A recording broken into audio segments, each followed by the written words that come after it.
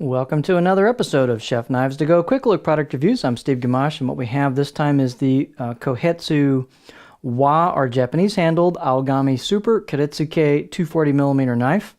So I just did the video on the Western handled or Yo version of this knife, and this one has some significant differences in handling and minor differences in geometry.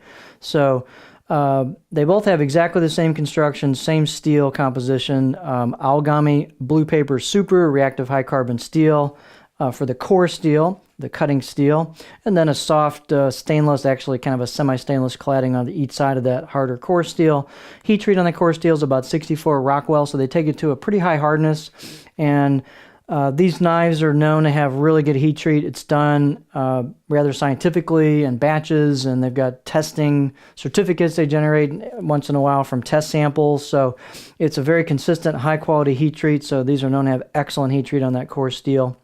The cladding, as I mentioned, they bill it as stainless, but in practice it's kind of a semi-stainless because you'll get some light staining and maybe a light patina to develop over time on that, as well as, of course, on the core steel.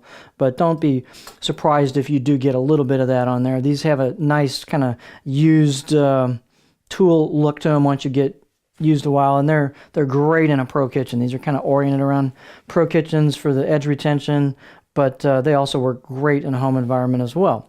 So the weight and dimensions on these should be pretty similar from knife to knife. This one's 138 grams or 4.9 ounces, so quite a bit lighter than the Western handle version.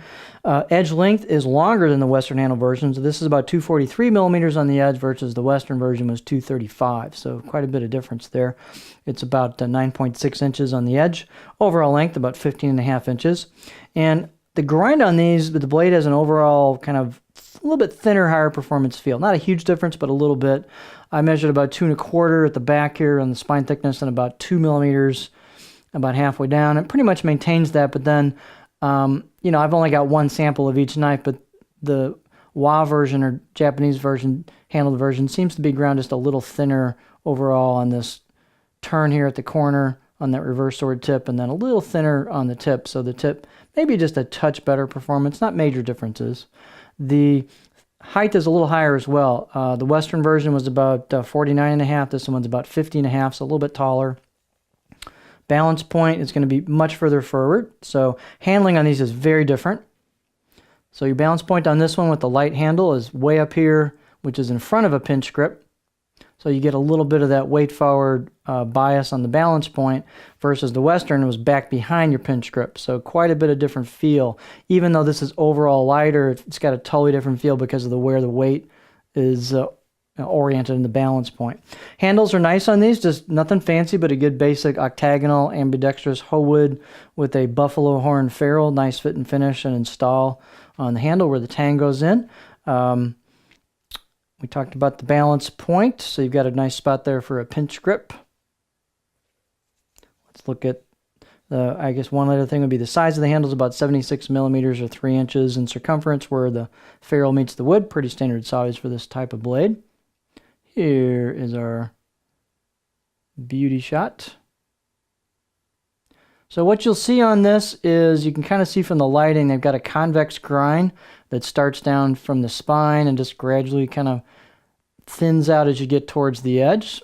That helps, despite the blade being pretty thin, that you can see the way the light's reflecting there. So it's not a pure flat grind, which will help food release, help product separation a bit. So it's got decent food release despite the style of the finish on it. You've got embossed kanji on the right side of the blade. You've got a vertical machine finish from spine to edge. And on the right side of the blade, as you would be holding it, they also polish up and thin out the metal towards the edge to give a little bit higher performance. So you'll see what kind of looks like a large bevel, but it's a very shiny polished area. On the left side of the blade, they tend not to do that and just go with the regular edge bevel. So that's just a way to kind of thin it out a little bit. If you look closely, you'll see the cladding line. It's very faint the way these are made, but when you start using it as the core steel patinas more than you get the light staining on the cladding, you'll start to see that that edge shape and cladding, line pop a little bit more and make it look really cool.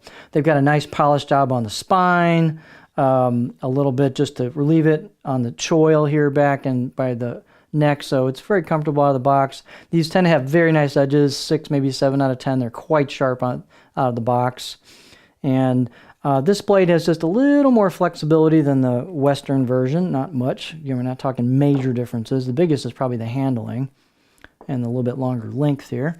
Here is your edge profile, which is fairly similar between the two. So this has a little bit of a flat towards the back third of the blade, kind of a gentle middle area there for push-pull cutting, light rocking, and then the tip, you've got a little bit of belly there towards the tip, so I'm getting in there. Every knife's going to be slightly different the way they finish the tip off. You could probably finish the tip a little more aggressively and upsweep it a little bit when you sharpen and kind of get your knife to go a little higher on a rock. So this is not a pure rocker, but it'll rock nicely over kind of low medium stuff, and then do a little chopping towards the back, kind of a low belly towards the middle. So this should handle a lot of cutting technique quite well. So it's a very accommodating knife. Again, these are excellent in a pro kitchen. They're light, nimble, great core steel, nothing too fancy.